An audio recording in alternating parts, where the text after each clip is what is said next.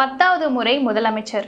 பீகாரை ஆட்சி செய்யும் அரசியல் சாணக்கியரின் கதையை தான் நாம இப்போ பார்க்க போகிறோம். இந்திய அரசியல்ல தலைவர்கள் வராங்க போறாங்க. ஆனா ஒருத்தர் மட்டும் அரசியல்ல அவர் வரதையும் போறதையும் அவரே தான் தீர்மானிப்பாரு. பீகார் அரசியல் வரலாற்றுல அவர் ஒரு பகுதி அல்ல, அவர் தான் பீகார் அரசியலின் வரலாறே. யாருன்னா நிதிஷ்குமார். பீகார்ல இருக்கிற குர்மி அப்படிங்கிற ஒரு விவசாய சமூகத்தை சேர்ந்த சாதாரண குடும்பத்துல பிறந்தவர் தான் நிதிஷ்குமார். மிகப்பெரிய அரசியல் பின்புலம், பணபலம்னு எந்த ஒரு பேக்ரவுண்டும் ஆரம்ப காலகட்டத்துல அவருக்கு இல்ல.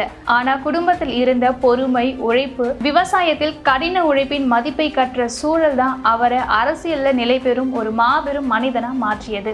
ஒரு காலத்துல மின்சார பொறியாளரா இருந்தாரு. பிறகு ஜேபி இயக்கத்துல அவர் காலடி எடுத்து வச்சாரு. அதுவே அவரை பீகாரின் அரசியல் மேடைக்கு கொண்டு வந்தது. மார்ச் 2000ல நிதிஷ்குமார் முதல் முறையா முதலமைச்சர் ஆகிறாரு. ஆனா வெறும் 7 நாளைக்கு மட்டும்தான்.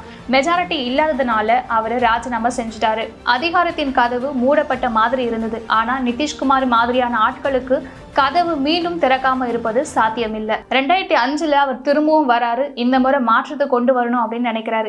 இதனால அவர் என்ன செஞ்சாரு அப்படின்னா, சாலைகள், மின்சாரம், பெண் கல்வி, பாதுகாப்புன்னு போலீஸ் ஸ்டேஷன் தொடங்கி பள்ளிக்கூடம் வரைக்கும் நிறைய மாற்றத்தை கொண்டு வந்தாரு. அந்த நேரத்துல மக்கள் அவர் என்ன சொன்னாங்கன்னா, இவர் தான் பீகாரின் நம்பிக்கை நட்சத்திரம் அப்படின்னு சொன்னாங்க. அப்பொழுது அவர் பெற்ற ஒரு சூப்பர் ஹிட் பெயர் என்ன அப்படின்னா சுஷாசன் பாபு. 2014ல தேசிய தேர்தலில் அவருடைய கட்சி தோல்வி அடைந்தது.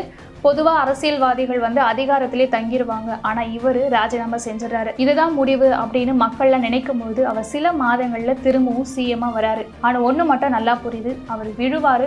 ஆனா விழுந்த இடத்துல இருந்து எழுந்து நிற்பாரு. 2015ல யாருமே எதிர்பார்த்திராத ஒரு திருப்பம் என்னன்னா, அவருடைய long time rival Lalu Prasad யாதவுடன் கூட்டணி வைக்கிறாரு. இந்த கிராண்ட் அலையன்ஸ் ஒரு பெரும் வெற்றி தான். ஆனா இந்த நட்பு ரொம்ப நாளைக்கு நீடிக்கல. 2017ல நிதிஷ்குமார் அந்த கூட்டணியை உடைச்சிட்டு பிஜேபியோட ஆதரவை பெற்று திரும்பவும் சிஎம்மா ஆகிறாரு. அவருடைய அரசியல் ஸ்டைல் என்ன அப்படின்னா, ஒரே முடிவு என் முடிவு.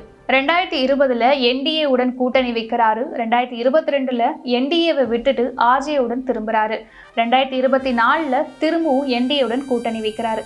இதனால மக்கள் அவரை பால்டு ராமன் அப்படின்னு அழைக்கிறாங்க. அப்படி அழைச்சாலும் இது ஒரு திறமை, இது சர்வைவல் அல்ல, ஒரு மாஸ்டர் ஸ்ட்ராட்டஜி அப்படின்னு சொல்றாங்க. குர்மி விவசாயத்துல பிறந்தவர், ஒரு சாதாரண இன்ஜினியர். ஆனா நியர்லி 20 ஆண்டுகளுக்கும் மேலாக பீகாரை ஆட்சி செய்தவர் 10வது முறையா சிஎம்மா வரப்போகிறாரு. ஒரு தலைவராக, ஒரு தந்திரவாதியாக, ஒரு பொலிட்டிக்கல் சர்வைவராக அவருக்குன்னு ஒரு தனி சாம்ராஜ்யத்தையே உருவாக்கி வச்சிருக்கிறாரு. நீங்க அவரை எப்படி வேணாலும் நினைக்கலாம். உங்களுக்கு பிடிக்காம இருக்கலாம், இல்லைன்னா ஃபேசினேஷனா இருக்கலாம். ஆனா பீகார் அரசியலை படிக்கும் பொழுது நிதிஷ்குமார் அப்படிங்கிற ஒரு பெயரை தவிர்க்கவே முடியாது.